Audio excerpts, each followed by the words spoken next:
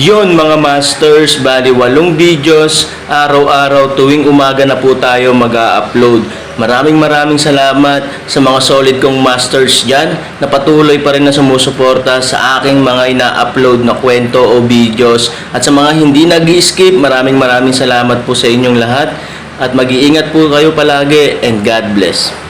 Magandang gabi mga masters, bali ngayon po ay 8 videos po ma-upload ko po sa aking YouTube channel. Tama nga mga masters, 8 videos nga po ma-upload ko. Yon, what's up mga masters? Nandito na naman tayo sa panibagong araw, panibagong kabanata na naman ang pagsasama-samahan natin ngayon guys.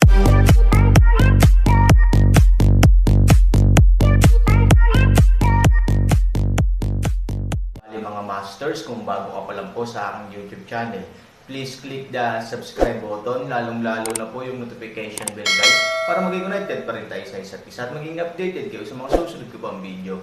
Bali mga masters, bago natin umpisahan ng kwento ay mag-shoutout po muna tayo para sa mga solid nating tagapakinig. Shoutout kay Richard De La Cruz at shoutout kay Jaime Borbe. Yun na nga mga masters, no? Bali hindi na ito patagalin. In 3, 2, 1, let's go!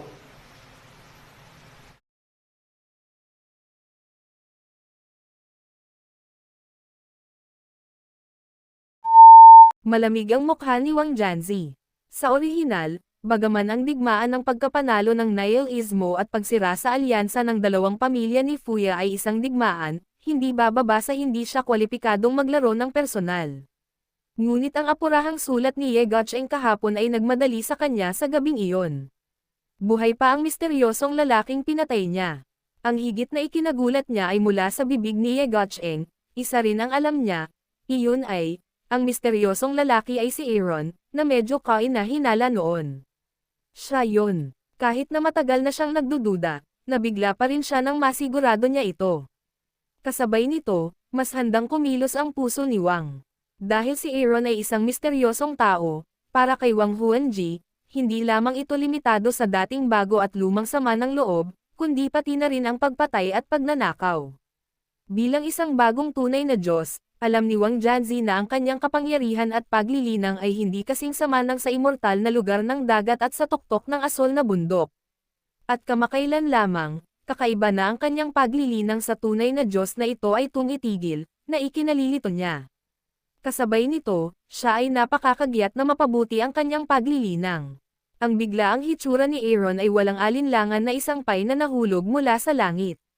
Kung mapatay mo siya, maaari mong bawiin ang sinaunang palakol at talunin ang pamilya Fuya. Pinapatay nito ang 2 ibon gamit ang isang bato. Bilang karagdagan sa pagsunod kay Ye Guocheng sa likod niya, espesyal na dinala ni Wang Wanzi ang 4 na demonyo at ilang mahiwagang eksperto, na halos ilabas ang kalahati ng mga eksperto sa Yaoshen Pavilion. Order to go on, spread out the formation, prepare to attack, today, only success, not failure. Malamig na tuwang-tuwa si Wang Wanzi. Oo, tumanggaw si Ye Guocheng. Sa utos ni Ye Guocheng, ang buong makapangyarihang pangkat ay biglang nagkalat sa lahat ng direksyon, at sumugod sa nihilismo na may saloobin ng mga bituin sa buong kalangitan. Sa gitna ng kalangitan, nakita ni Aaron na si Wang Huan ang hukbo ay paparating na sa kanyang malungkot at walang Diyos na mga mata, biglang may kumislap na galit, at ang kanyang mga kilay ay bahagyang kumunot. Na may mahabang espada sa kamay, ang gininto ang enerhiya ay dumampi sa buong katawan sa isang. Iglap nakita niya ang hukbo na nagmumula sa labas, ang buong bulwagan ay naliligaw ng paulit-ulit na grupo ng mga tao, at si Bai Xiaosheng ay dinala sa hangin ni Linlong. 3,000, ang hangganan ng sekta ng nihilismo. Dahil umatake na ang kalaban, gusto mo bang maghanda ang mga disipulo ng sekta ng nihilismo para sa labanan? Maingat na tanong ni Bai Xiaosheng. Pagkamatay ni Qin Qingfeng, masama ang pakiramdam ni Aaron. Hindi siya umimik, nanatili siya sa kalagitnaan, hangin at hindi gumagalaw. Tulad ng sinabi ko, ang mga libing ay ginaganap ng normal. Aaron, alam kong namatay si Qin Qingfeng sa ilalim ng iyong espada. Lubos mong sinisisi ang iyong sarili, ngunit wala itong kinalaman sa iyo. Kahit na mula sa isang tiyak na punto ng view, dapat na maging masaya si Qin Qingfeng na mamatay sa ilalim ng iyong espada. Inaliw siya ni Bai Xiaosheng. Kung pinatay mo ang iyong amo, sa tingin mo ba? Aaron malamig na boses hindi kasiyahan paraan. Ito, natigilan si Bai Xiaosheng, ngunit, nangyari na, at hindi namin sinasadyang sisihin ka. Higit pa rito, ang hukbo ng Yaoshen Pavilion ay nasa ilalim na ngayon ng pressure, at ang nihilist array ay hindi magagamit. Kung hindi tayo maghahanda para sa labanan, hindi ba ito ay isang paraan upang mamatay? Tandang pananong, malamig na sigaw ni Aaron. Pagkatapos, ang buong tao ay lumipad ng diretso. Sa mahabang buntong hininga, kailangang bumalik si Bai Xiaosheng kasama si Linlong. Kamusta na? Lumapit si Fumang at ang iba pa at nagtanong. 100 Xiaosheng shook his headlessly, hiniling niya sa amin na ipagpatuloy ang pagdaraos ng libing. Ituloy mo. Ito. Fumang was very depressed, paano ito gaganapin? Ang kalaban ay malapit na. Panipi. Oo, napakaraming kaaway. Pagkatapos nating mawala ang ating hanay, ito ay isang tanong kung ang lahat ay maaaring humawak, ito. Kailangan nating magsagawa ng libing. Ang tubig sa taglagas ay medyo nalulumbay din. Ito ay imposible lamang. Obvious naman na pinaghandaan ng husto ang kabilang side. Pagkalapit nila sa amin ay diretsyong dispersed ang formation. Ang layunin ay hindi hayaang maglaro ang Aaron tulad ng kahapon. Makipaglaro sa kanya, humiwalay sa malamig na channel. Sa batayan ng imposibilidad, ito ay katumbas ng pagdaragdag ng insulto sa pinsala. Master Sanyong, sa oras na ito, biglang itinaas ni Ivory ang kanyang ulo. Anong maipaglilingkod ko sa'yo? Welcome Summer. Bulong ni Sanyong. Bagamat matigas ang ulo ni Aaron, magandang bagay kung si Ivory ang maaaring maging isa pang master. Gusto kong pangunahan mo ang libing, pakiusap. Mahinahong sabi ni Ivory. Natigilan si Sanyong. Inakala niyang nagkamali si Han Sunny dahil sa pagkamatay ni Qin Qingfeng, ngunit hindi si Ivory. Ngunit hindi sumagi sa isip ko na ang desisyon ni Ivory ay suportahan ang pagsasanay ng Aaron. Sa puso ni Ivory, ang tiwala niya sa Aaron ay walang limitasyon. Kahit na sabihin ni Aaron na ang kanyang mga paa ay nasa langit at ang lupa ay nasa kanyang ulo, maniniwala siya sa kanya ng walang pag-aalinlangan. Welcome Summer. Sobrang excited si Aaron dahil sa pagkamatay ng master niya. Understandable naman pero hindi ka malito. Oo, sa oras na ito, kailangan mong gumawa ng isang matalinong desisyon, hindi lamang para iligtas ang lahat, kundi iligtas din ang kanyang sarili. Ang isang grupo ng mga tao ay agad na nag-aalala at paraan. Matigas at matatag ang mukha ni Ivory, at sinabing, tama na, huwag mo nang sabihin pa. Naniniwala ako sa anumang desisyon na ginawa ng Aaron, magsuot ng anak sa anak. Makatwiran ang sinabi ni Yingxia. Dapat tayong maniwala sa Aaron. Namiss ko ito. Ayokong magkamali ulit. Tumanggo si Sanyong, at lumabas ang una para umalalay sa kanya. Sabay-sabay na tumanggo ang ilang matatanda ng nihilismo. Bakit hindi si Sanyong ang boses nila? Sa mga oras na ito, nakarating na ang Aaron sa tarangkahan ng nihilismo. Si Eugene ay tumaas bahagya itong umirap at malamig na umiling, bawal. Ang mga pumapasok ng walang pahintulot ay mamamatay. Tulad ng mga langgam at bituin, ang 10,000 mga disipulo ng Yaoshen Pavilion sa buong bundok sa harap ng nihilist ay tumigil kaagad. Bagamat hindi malakas ang boses, ito ay tumakbo sa buong eksena. Lahat ng mga tao sa eksena ay nakaramdam ng lamig sa kanilang mga puso. Aaron, narito ang iyong lolo kailan ko kaya kayong lahat, ibigay ninyo sa akin ang inyong mga utos sa oras na ito, malakas ang galit na boses ni Wang Huan, at bumaba siya sa pwesto. Apoy na unicorn, na napakaranggel sa isa sa mga sigaw ni Wang Huan, ang 4 na anak ng sekta ng demonyo ay lumipad sa Aaron sa isang iglap ay na-inspirasyon din si Wan Jun at sumugod sa tunog ng mga sigaw at pagpatay malamig ang mukha at hindi gumagalaw ang kanyang boses. Ngunit ang Jade Sword ay ginalaw ng makapangyarihang enerhiya, pagtatagpo ng mga sandata, mga magic blow, at mayroong 4 na pagsabog. Gayunpaman, malinaw na ang 4 na anak ng sekta ng demonyo ay maaaring ang pinakamahusay sa mga eksperto sa ibang mga lugar, ngunit ganap silang natalo ng Aaron sa loob lamang ng ilang round. Kung hindi para sa 10,000 tao na patuloy na lumilipad sa Aaron sa lupa, dapat italaga ng Aaron ang kanyang lakas upang talunin ang mga taong ito sa lupa ng paisa-isa na. Parang langaw, kung hindi, Saglit lang ang pagpatay kay CZ, Lord, depende po sa sitwasyon, hindi tama. Napaka-fierce nitong lalaking ito, ang apat na magkakapatid sa sekta ng demonyo ay hindi niya man lang kalaban, hindi mapigilan ni Ye Guocheng na maglakad papunta sa gilid ni Wang Yanji sa oras na ito, magalang na paraan, si Wang Jianji ay nagpakita ng isang mahinang ngiti, ngunit siya ay lubos na kumpiyansa at hindi nagpanik. Iyan ay si Aaron, ang misteryosong tao sa tuktok ng bundok ng Kishan, at ang maaaring mabuhay sa walang katapusang kalaliman. May hawak pa siyang palakol na pango. Normal lang ang mabangis. Inaasahan din na ang apat na demonyo ay magiging bago sila umakyat, binalaan ko sila na huwag isipin ang tungkol sa panalo, ngunit kung paano mabuhay.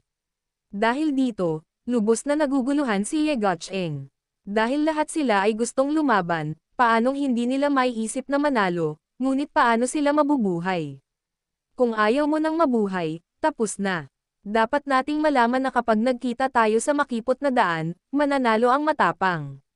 Kung lahat tayo ay walang pag-asa na manalo, paano tayo mananalo? Bakit hindi ka kumuha ng ilang eksperto para tumulong? Tanong ni Ye Guocheng na nakakunot ang noo. Lonely City, magaling ka sa lahat, pero minsan masyado kang impulsive. Ang leon at tigre ay hindi magagapi, pero pwede silang patayin ng mga aso. Bakit mo nasabi yan? Panipi, nakikita ko. Ang ibig sabihin ng Panginoon ay ikaw hindi makakain ng isang subo kapag nakikitungo sa gayong Panginoon. Tumanggo si Wang Janzi, na siyang pangunahing dahilan din kung bakit niya ikinalat ang lahat ng tao at mga kabayo. Ang mga nakaraang digmaan ay nagpakita na ang Aaron ay hindi isang maliit na tao. Kung muli siyang sumalakay kasama ang 10,000 tao, malamang na siya ay mapatay niya at mapupunta sa labanan sa palasyo ng Baguio at sa sitwasyon ng nihilismo kahapon. Pero kung magkahiwalay, iba. 10,000 tao, kahit na may rin niya ang isang subo ng tubig hanggang sa mamatay, siya ay dumura ng 10,000 beses. Sabi ni Wang Wanzi na may malupit na ngiti. Biglang naunawaan ni Ye Guocheng na ang ginamit ni Wang Xuanzi ay isang dagat ng mga taktika ng pagpapaliban ng mga tao, na ginagamit ang bilang ng mga tao upang maubos ang pisikal na lakas at enerhiya ng Aaron. Mag-isip ng dito, kayong Guocheng bibig liwanag hilahin, ipakita ang isang panunuya. Sa kalagitnaan ng hangin, natuklasan din ng Aaron na ang sitwasyon ay hindi masyadong tama. Hindi man kayang talunin ng apat na demonyo ang kanilang sarili, sila rin ang pinakamagaling sa mga eksperto. Kahit na hindi sila maaaring manalo ng magkasama, maaari silang gumawa ng maraming problema para sa Aaron. Gayunpaman, ang problema ay ang apat na anak na lalaki ay hindi man lang umatake mula simula hanggang wakas. Sa karamihan, pagkatapos ng pag-atake ng Ba, mabilis silang gumawa ng defensive posture. Pagkatapos ay tingnan mo iyong mga nakakalat na sundalo na patuloy na nagmamadali. Aaron sa lalong madaling panahon clenches kanyang ngipin. Maglaro ng War of Attrition of Procrastination. Bagamat marami akong lakas, kung gusto kong ubusin ito ng ganito, ako ay laging mauubos. Kapag naubos, ako ay magiging isda na kakatayin. Isipin dito, Aaron hindi na bagay na walang kaparirikan, direkta mas mabangis sa Magic Pinto 4 na anak. Ito ang pinakamahusay na paraan out. Ngunit ang kabilang panig ay tila inaasahan na ang Aaron ay lalakas ang pag-atake, at ang apat na demonyo ay hindi man lang magtanggol sa kanilang sarili. Naghiwa-hiwalay sila sa 4 na direksyon. Ngunit nang ayaw silang habulin ni Aaron, mabilis na binawi ng 4 na lalaki at pinalibutan ang Aaron. Parang ang tubig sa burek. Itinulak mo ito at mabilis itong bumalik. Nena si Aaron kaya hindi na siya maka-atres at maka-atake. Saglit siyang nagkaproblema. Nasiyahan si Wang Huanji ng ngiti, nakulong ko ang hakbang na ito sa labanan ng hayop, paano? Mabilis na yumoko si Ye Guocheng sa kanya, sumaludo at magalang na nagsabi, Master, sa tingin ko ay nababaliw na ang taong iyon. Ha ha ha ha ha. Ngumiti si Wang Wanzi, at pagkatapos ay tumingin siya kay Aaron, na medyo irritable na sa hangin. Isang ginaw ang kumislap sa kanyang mga mata. Lumaban sa akin. Hindi mo pa natapos ang iyong buhok.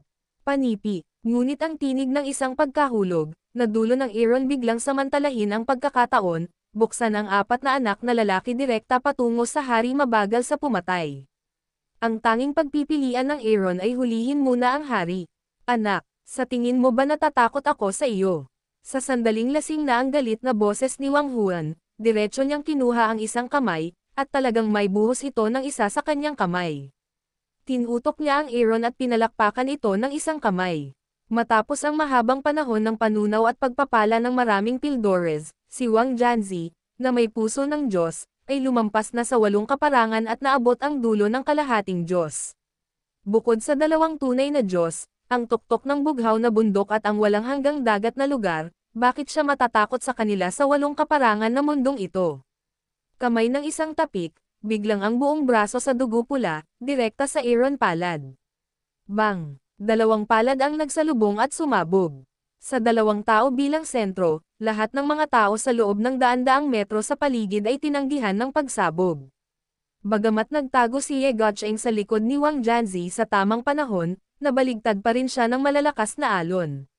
Sa sandaling bumangon ako, nakita ko ang Aaron at ang rurok ng palad ni Wang Huan na nagsalubong, gininto ang enerhiya at pulang enerhiyang paghaharap, buhangin at matarik na pagtaas ng bato. Sa takot sa kakilakilabot na eksenang ito, ang mga mata ni Ye Guocheng ay puno ng kasakiman. Kung may mga ganitong accomplishments lang sana ako balang araw. May paraan ang langit, hindi ka pupunta, walang paraan ang impyerno, pumasok ka, gagamitin ko ang puso ng Diyos na ipinadala mo sa akin, hayaan mong makita mo ang tunay kong kakayahan. Ang emosyonal, mabangis na ngiti ni Wang Huan kay Han 3001, sa parehong oras, ang mga kamay ng enerhiya ay biglang tumaas. Boom! Isang malakas na pulang ilaw na direktang kumalat mula sa braso kung saan-saan, tulad ng isang higanteng tigre, direkta patungo sa Aaron. Sa tingin mo ba matatakot na naman ako sa iyo? Han 3000 masamang ngiti, ang kamay din sabay itanim ng gintong enerhiya sa katawan sa braso niya. Boom! Ang gininto ang hininga ay naging dragon din, na direktang umatake kay Wang Wenji. Yun na nga mga masters, no? Bali panibagong kabanata na naman yung natapos natin ngayong gabi. Muli, maraming salamat po.